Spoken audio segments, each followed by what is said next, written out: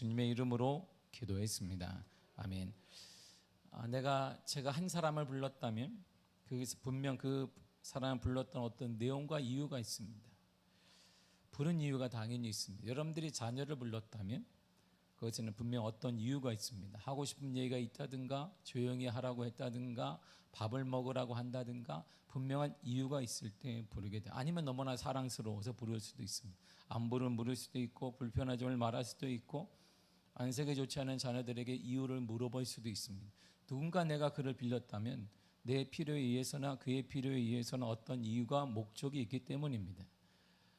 제가 여러분을 불렀다면 그것에 분명한 이유와 목적이 있을 것입니다. 본문이 바로 그 내용이에요. 성령이 사람을 불렀습니다. 사람을 부를 때는 분명 거기에 목적이 있을 거예요. 괜히 주님이 지나가는데 일로 와봐라 그러지 않을 거예요. 성령님이 사람을 부를 때도 분명한 목적과 이유가 있을 거예요. 합당한 게 있을 거라 이런 말입니다. 본문의 안디옥 교회는 이방 교회의 본부입니다. 안디옥 교회로부터 우리가 알다시피 우리의 이름이 나왔어요. 그래서 사도행전 11장 26절이 이렇게 말합니다. 시작. 만남에 안디옥에 데리고 와서 둘이 교회에 1년간 모여 있어 큰 무리를 가르쳤고 제자들이 안디옥에서 비로소 그리스도인이라 일컬음을 받게 되었더라. 아멘. 안디옥에서 우리가 그리스도인이란 칭호를 받아요. 그리스도를 따라가는 사람, 그리스도를 닮은 사람, 그리스도의 도를 따라가는 사람, 그리스도의 말씀을 추종하는 사람, 그리스도의 인내를 경험하는 사람, 그리스도와 똑같이 행동하는 사람, 그리스도인. 오늘 우리가 그리스도인이잖아요. 바로 이 우리의 이름은 예루살렘 교회가 아닌 초대교회 본부였던 예루살렘 교회가 아니라 안디옥 교회로부터 나온 이름입니다. 물론 초대교회 본부는 당연히 예루살렘 교회입니다. 그러나 예루살렘 교회는 지역적 특성상 유대인 중심 교회입니다. 예루살렘에서 살겠던 12사도를 보세요. 모두가 다 유대인들이에요. 물론 사도 바울도 유대인입니다. 그런데 예루살렘 교회와 전혀 다르게 하나님의 은혜 가운데 안디옥 교회를 이방 교회 중심으로 만들어 주셨어요.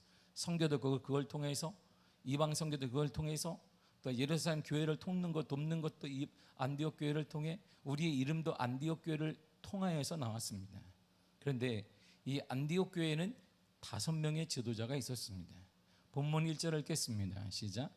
안디옥 교회에 선지자들과 교사들이 있으니 곧 바나바와 니게르라는 시므온과 구레네 사람 루기오와 분봉왕 헤롯의 젖동생 마나엔과 및 사울이라.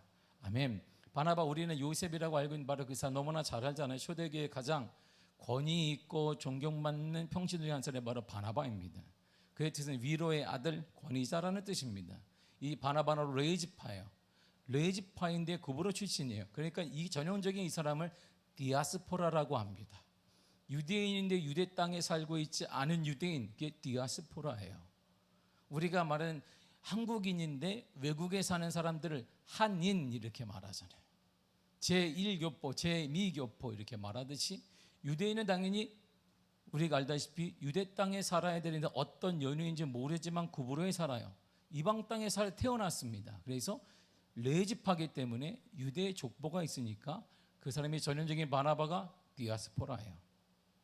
그리고 우리가 지금 마가의 외삼촌이고 생질이라고 말합니다.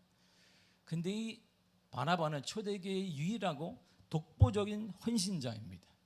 이 바나바를 통해 초대교회 많은 성도들의 도움을 받고 많은 사람의 도전을 받으며 많은 사람들에게 하나님의 살아계심을 증거하고 어쩌면 사도들보다 권위가 있는 사람이고, 이 바나바를 통하여서 사도 바울을 소개하는데 전혀 거리낌이 없어요.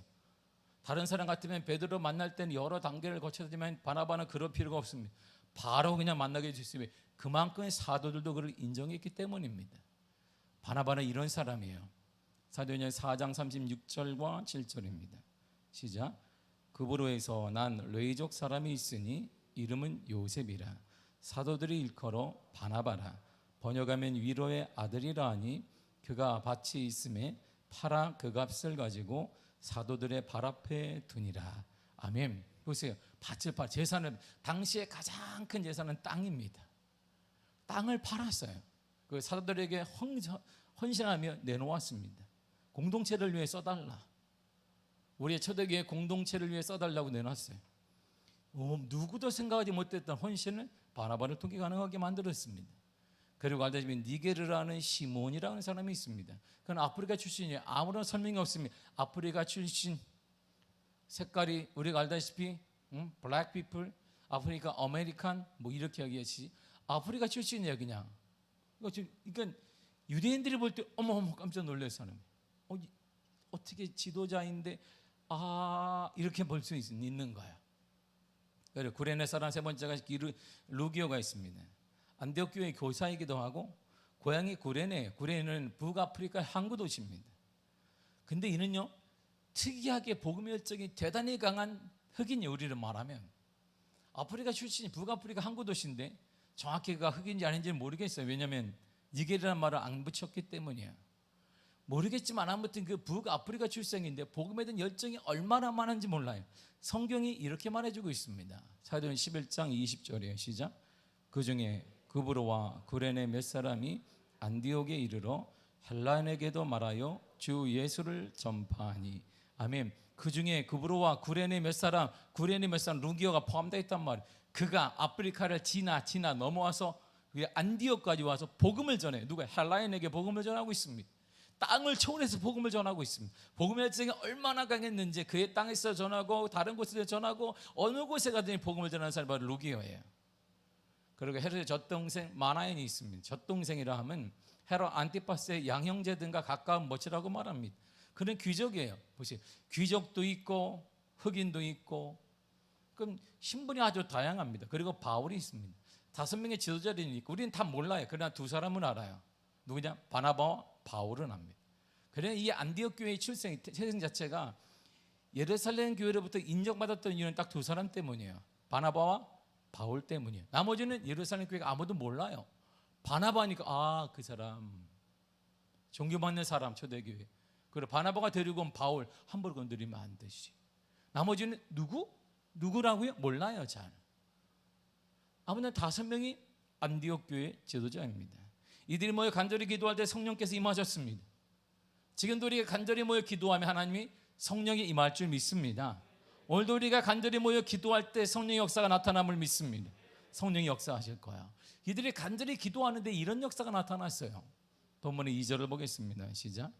주를 섬겨 금식할 때에 성령이 이르시되 시키는 일을 위하여 바나바와 사울을 따로 세우라 하시니.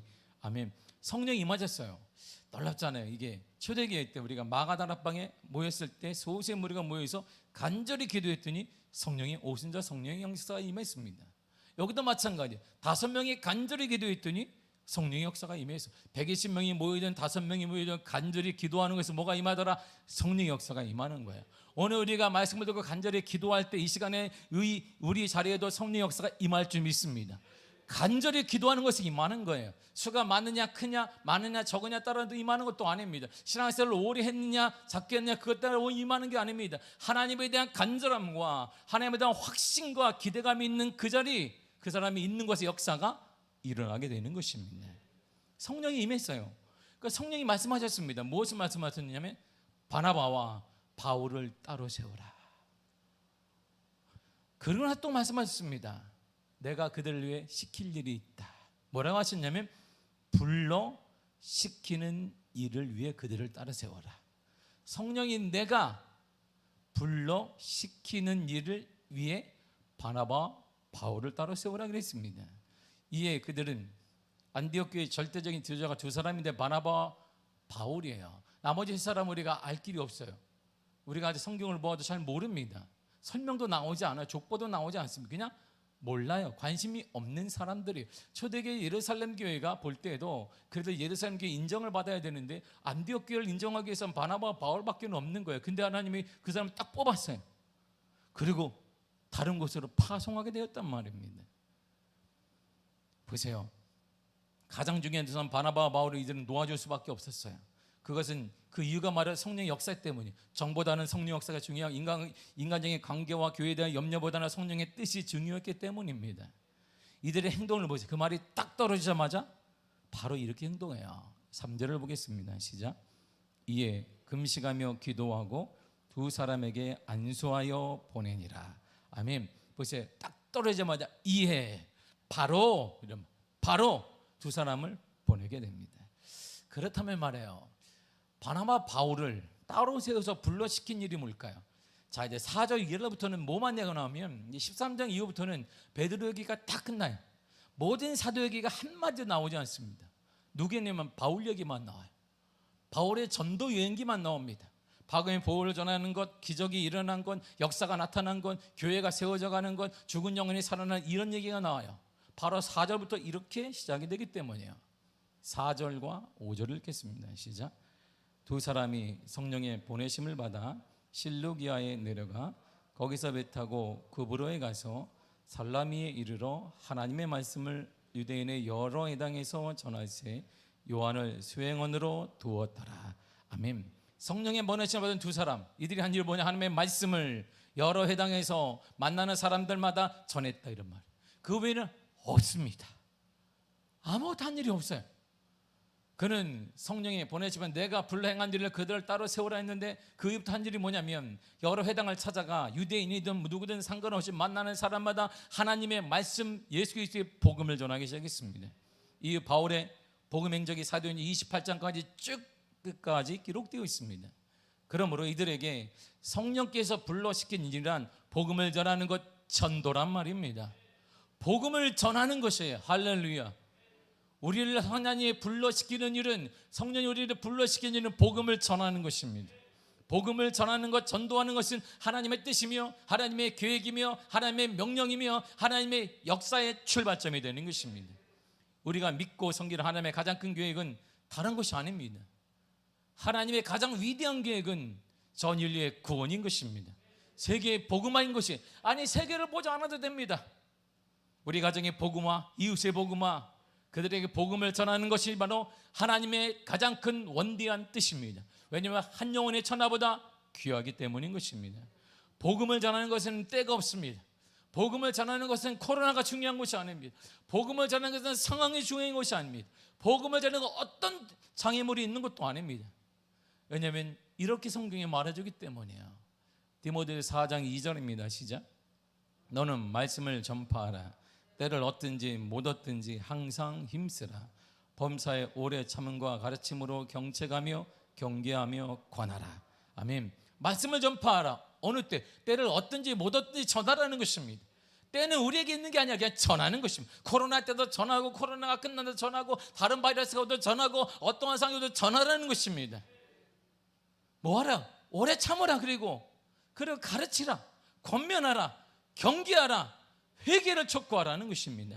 성령께서 저와 여러분들을 불러시키는 일을 외면하면 요나처럼 고난을 받아요.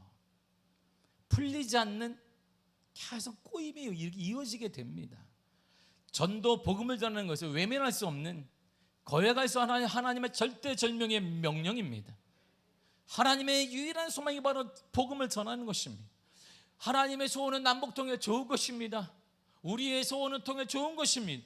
하나님의 정말 유일한 소망은, 하나님의 정말 이 땅에 그리스도를 보내신 유일한 목적은 복음을 전하는 것입니다.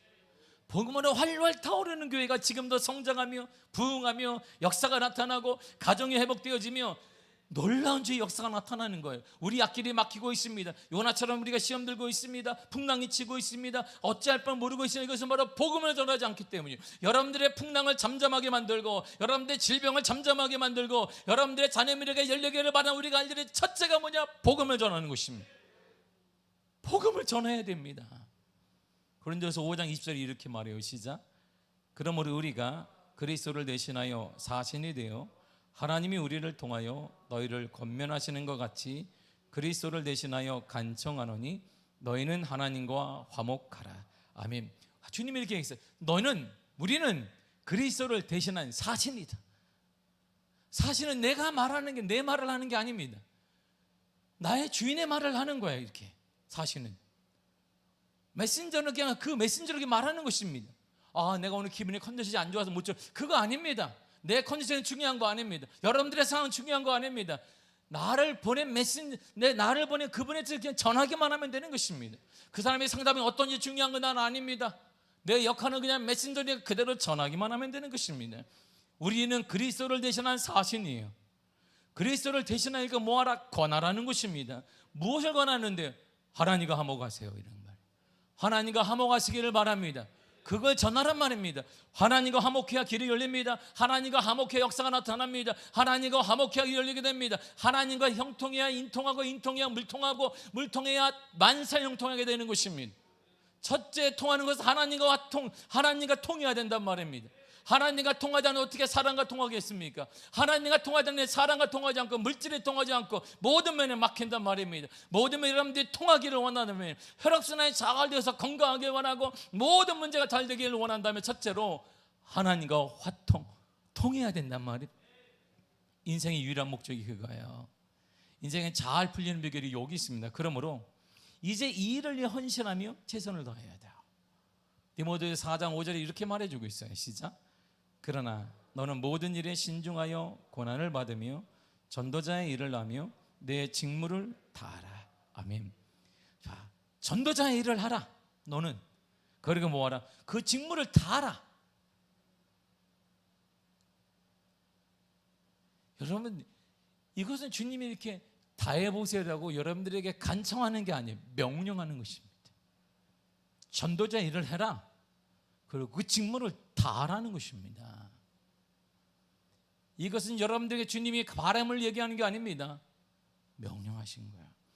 이제 눈을 크게 떠야 합니다. 입을 넓게 열어야 합니다. 높이 나는 새가 멀리 본다라고 있습니다. 영혼을 구원하는 일은 구원받는 모든 사람의 공통의 사명입니다. 누가 하고 누가 안 하고가 아닙니다. 그 일에 크게 쓰임받게 해달라고 기도하며 기도하시기를 바랍니다. 하나님의 일을 겨우 형식적으로 하려는 사람은 하나님께 인정받지 못합니다. 부지런한 사람과 게으른 사람의 차이가 무엇인지 아십니까? 부지런한 사람은 어떻게든 잠을 덜 자라도 일을 해보려는 사람이고, 게으른 사람은 조금이라도 더 자고 편안함을 쫓는 사람이에요. 맡은 일이 작고 부족한 일에 최선을 다하는 사람이 충성된 사람입니다. 작은 일이라 무시하는 사람은 게으른 사람이에요. 아무리 작은 일이라도 하고 또 하고 열심히 하려는 사람이 바로 충성된 사람입니다. 아무리 큰 일을 했어도 이것만 해놓고 더는 안 하겠다고 말하는 사람은 게으른 사람이에요. 악한 사람입니다. 우리는 성경에 말해요. 자족하는 거 배워야 됩니다. 자족하시기를 바랍니다. 할렐루야. 그런데 유일하게 한 가지 예외가 있습니다. 자족이 통하지 않는 유일한 한 가지 예외가 있어요. 바로 그것이 복음이에요. 복음에는 자족이라는 말이 없습니다. 복음 전도는 자족함이라는 없습니다. 사랑하는 사람들이 지옥을 향해 나아가고 있습니다. 우리의 자녀들이 지옥을 향해 가고 있습니다. 우리의 이웃들이 지옥을 향해 가고 있습니다. 여러분은 평안하고 자족하십니까? 여러분은 평안하십니까? 언제 주님이 올지 모르는데, 언제 주님이 올지 모르는 이러한 상황 가운데 내 자녀가 지옥을 향해 가고, 내 이웃이, 내 부모가, 내 사랑하는 자녀가 지옥의 낭떠러지를 향해 가는데 편안하십니까?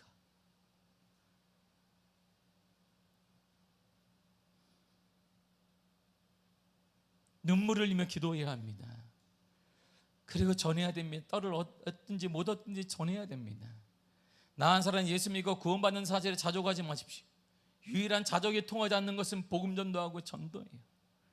여러분의 가정에 참된 은혜가 넘치도록 복음화 되기를 축복합니다. 여러분들의 눈을 밖으로 돌리세요. 아직도 주를 모르는 사람, 복음을 접하지 않은 사람, 모든 복음을 받아지 않은 사람이 우리 곁에 널려 있습니다. 그러므로 하나님에게 전도와 선교를 가장 크게, 가장 많이 쓰임받게 해달라고 기도하시기를 바랍니다. 전도할 때, 복음을 전할 때 치유의 역사가 따라오며, 기적의 은혜가 따라오며, 간증의 역사가 따라오게 되는 것입니다. 저는 물질이 없습니다. 전도하시기를 바랍니다. 물질보다 더 좋은 건 전도하는 것입니다. 나는 힘이 없습니다. 전도하시기를 바랍니다. 난 하나님께 드릴 게 없습니다. 누가 드리래? 전도하면 되지. 전도해야 합니다. 영혼을 살리는 건 누구나 할 수 있습니다. 그 사람이 교회에 나오나 안 나오도 우리에게 관심사는 아닙니다. 나는 복음만 전하면 되는 거예요. 나머지는 하나님이 하시는 것입니다. 만족하십니까? 내 사랑하는 이웃들이 지옥을 향해, 지옥에 낭떠러지러 가고 있는데, 내 부모가, 내 자녀가 가고 있는데 만족하십니까? 하나님은 기도한 내용대로, 기도의 분량대로 사람을 쓰십니다. 위대한 전도자들의 기도를 좀 들어보세요. 요한 웨슬리 이렇게 얘기했습니다. 세계는 나의 교구라 그랬어요. 잔 낙스는 주여 내게 스코틀랜드를 주십시오. 아니면 죽음을 주시옵소서. 무딘이 이렇게 말했습니다. 하나님 나에게 100만 명의 영혼을 주옵소서. 찰스 피니가 이렇게 말했습니다. 50만의 영혼을 나를 통해 살려내겠습니다. 하나님은 아브라함에게 이렇게 말씀하셨어요. 창세기 13장 14절이에요. 시작.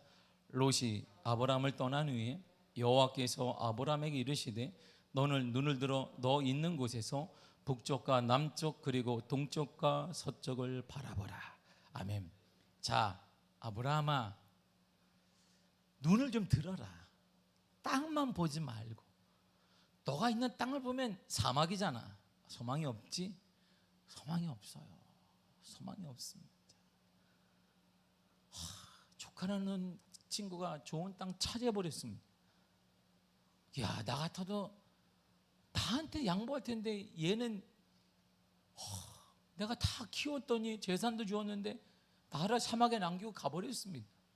소망이 없습니다. 이때 하나님이 아브라함아 눈을 들어라. 땅만 보지 말고 눈을 들어라. 뭔가 보이지 안 보이는데 하나님이 보이지 않냐? 하나님이 무한한 하나님의 역사가 보이지 않냐?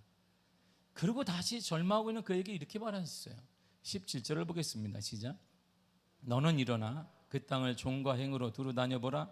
내가 그것을 내게 주리라. 아멘. 일어나라 그랬어요. 아브라함 앉아있지만 일어나라. 그냥 보는 것이 아니라 눈을 들어 보아라. 앉아서 보지 말고 일어나서 보라고 말씀하십니다. 그럼 인생이 달라질 거야.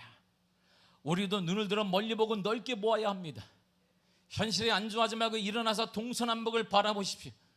우리 교회는 높아서 동서남북에 뻥 뚫려 있습니다. 할렐루야. 뻥 뚫려 있어 우리 교회가. 우리가 보는 만큼 우리의 땅이 됩니다. 우리가 보는 만큼 영혼을 구원할 수 있습니다. 살아내서 지금은 낭망할 때가 아닙니다. 바로 지금이 복음을 전하고 전도할 때입니다. 저는 지금까지 기도해 왔는데 변화가 없다고 날망하지 말란 말입니다. 지금까지 기도해 왔으니 이제 좀 더 기도하면 열리게 될 것입니다. 지금까지 기도했는데 왜 멈추냔 말입니다. 여러분들 눈물의 기도를 알아요. 우리 권사님들의 눈물의 기도를 압니다. 얼마나 마음이 그러겠어요. 제가 이런 설교할 때마다 얼마나 가슴이 아프겠어요. 나도 알아서 아파요. 이 복음을 전할 때 하나님이 근데 계속 왜 전화를 하는지 모르겠지만 아파요. 여러분들은 실을 누구보다 잘 압니다. 얼마나 마음이 아파. 누구는 안 하고 싶습니까? 목사님 지금까지 기도해 왔습니다. 맞아요. 아플 거예요. 기도 많이 했을 거예요. 노력 많이 했을 거예요. 저도 압니다. 하나님이 근데 계속 말씀하세요. 왜일까요? 좀만 기도해 더 해라. 하나님이 역사하실 것입니다. 지금은 낭망할 때가 아니에요. 지금까지 기도해 왔으니 이제 좀 더 기도하면 변화가 일어날 것입니다. 가정에 복음화가 일어날 것입니다. 그가 주께 돌아올 것입니다. 지금 전력으로 기도하시기를 바랍니다. 묘하게는 주님 오시는 그날까지 끝없이 뻗어가는 교회가 되어야 합니다. 초대교회 시대에 예루살렘이 시작된 복음은 땅끝까지 전하게 되었습니다. 안디옥 교회는 이방 선교의 중심 센터가 되었습니다. 전 세계를 향해 안디옥 교회의 작은 교회를 통해 이방 교회를 무시당한 교회를 통해 복음의 역사가 전 세계에 소아시아로 아시아로 유럽으로 예루살렘 교회가 아니라 안디옥 교회를 기점으로 해서 열리게 되었습니다. 우리 교회가 작습니다. 우리 교회를 통해 하나님의 거룩한 역사의 복음의 은혜가 여러분들의 자정을 걸터서 세계로 나가게 될 것입니다. 하나님이 여러분들의 자녀를 반드시 쓸 것입니다. 나이가 많건 적건 쓰게 될 것입니다. 좌절할 때가 아니에요. 좀 더 기도하십시다. 하나님이 반드시 역사할 것입니다. 가정에 복음화를 이루실 것입니다.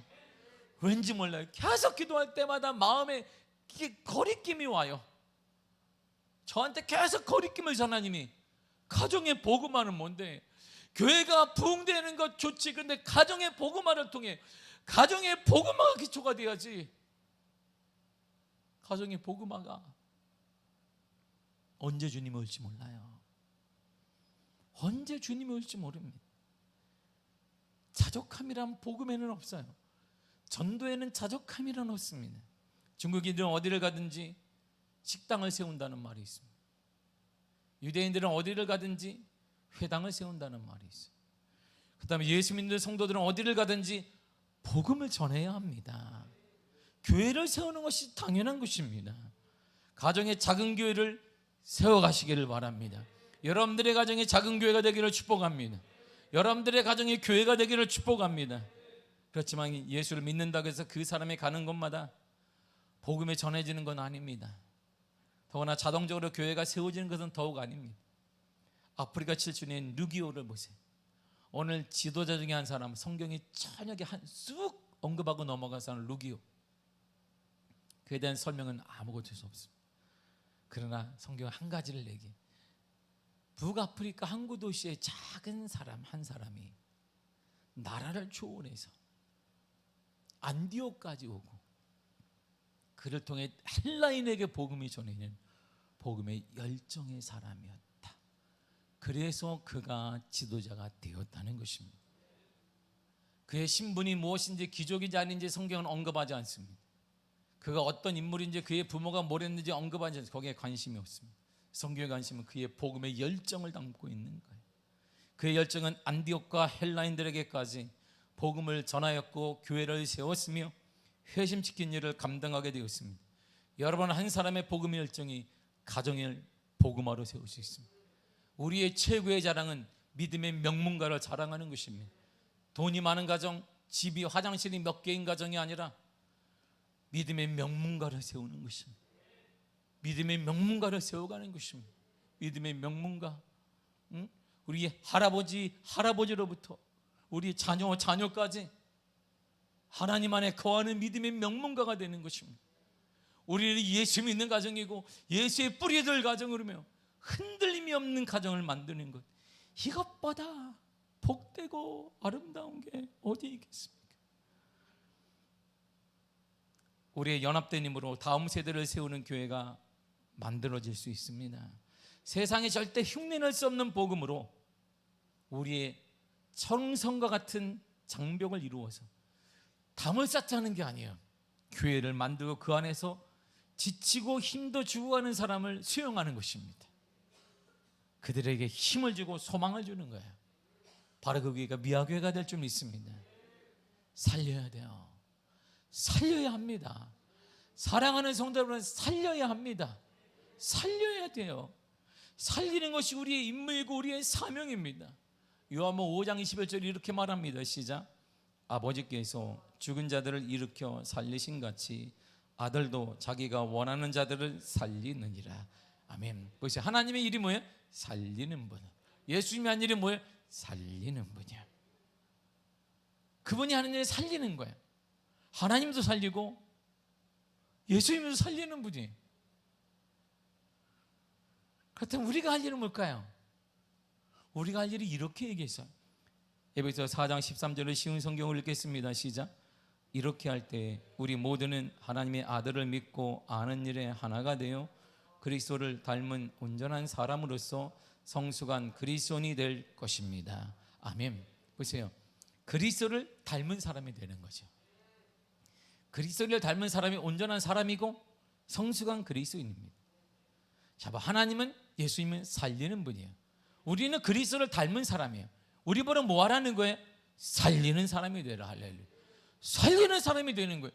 이것이 그리스도를 닮은 사람이고, 내가 죽어가는 영혼을 살릴 때 그리스도의 능력과 그리스도의 역사와 그리스도의 은혜가 충만하게 나타나고 기적이 나타나며 치유가 나타나며 길이 열리게 되는 것입니다. 이걸 사람들은 간증이라 말하고 축복이라 말하고 형통이라 말하고 은혜라고 말하는 것입니다. 이 은혜가 여러분들의 가정에 넘쳐나기를 축복합니다. 이 은혜 여러분들의 삶에 가득하기를 축복합니다. 우리 나란이가 여기 있어요. 늘 아빠 나는 중학생인데 수예배까지 드려야 돼? 이렇게 얘기해. 드려야 돼. 철학 없음을 네 감사하게 여겨라.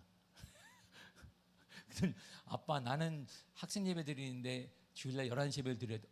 드려야 돼. 9시 예배 있었으면 넌 9시 예배, 11시 예배, 저녁 예배까지 다 드려야 돼. 왜 드려야 되는데? 아빠가 너에게 물려줄 수 있는 건 예수님밖에 없다. 너를 가장 급하고 힘들 때 잡아줄 수 있는 분은 아빠가, 엄마가 아니야. 예수님밖에 없다. 다른 모든 것 중요한 것보다 우리에겐 예수님이 중요하다. 단어 하나 안 외워도 수학 문제 하나 안 풀어도 된다. 예수님이 중요하다. 들어야 한다. 또 듣고 이 자리에 들어야 한다. 다른 친구도 안 나오는데 그건 다른 친구 얘기하지 마라. 너는 나와야 된다. 그래서 여기 나와 있는 거예요.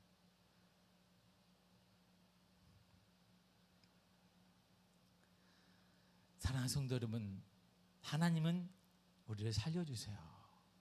예수님 여러분들 살려주실 거예요. 이렇게 가정이 살아날 거예요. 이제 우리가 할 일도 살리는 거야. 우리 자녀들을 살리고 죽어가는 영혼들을 살리는 거야. 주님처럼 똑같이 하는 거죠. 그러면 주님이 하셨던 능력과 주님이 하셨던 역사와 주님이 하셨던 은혜가 우리에게도 똑같이 일어날 거야. 그 얘기를 베드로에게 하신 거예요. 오, 주님, 전날 밤에 주님이 무화과나무를 저주했는데 아침에 일어났더니 주님, 무화과나무가 말라 죽었습니다. 주님이 이야, 그리 놀랬니? 이렇게 말하지 않았어요. 베드로야, 얘들아, 하나님의 믿음을 가져라. 너희들도 가능하다. 이렇게 말하는 이런 말이에요. 하나님, 예수님을 닮아서 선포하고 그대로 하면 우리도 가능하다. 이런 말이죠. 예수님이 우리가 살리는 사람이 되어지면 주님이 능력과 역사와 은혜를 우리도 그대로 우리의 삶 속에 나타나며 보여지며 증거되는 역사가 일어나게 될 것입니다. 사랑하는 성도 여러분, 이해가 알아요. 낭망할 때가 아니에요. 좌절할 때가 아닙니다. 지금까지 기도했다면 좀 더 기도하는 하나님이 역사하여 주십니다. 하나님의 거룩한 역사를 통해 여러분들의 가정이 살아나게 될 것입니다. 하나님 이런 마음을 계속 주시는 것은 제게 때가 됐기 때문이 아니겠어요. 여러분들의 가정이 반드시 살아날 것이에요. 저는 담임 목사 이런 은혜를 보게 될 것이고 간증하게 될 것입니다. 놀라운 주의 은혜가 가득할 줄 믿습니다. 여러분들의 가정의 모든 가정마다 하나님의 은혜가 넘쳐날지어다. 하나님의 역사가 넘쳐나기를 축복합니다. 하나님의 은혜의 복음의 역사가 넘쳐나기를 바라고 살리는 은혜가 가득하기를 간절히 축복합니다. 기도하겠습니다. 주님 감사합니다. 하나님,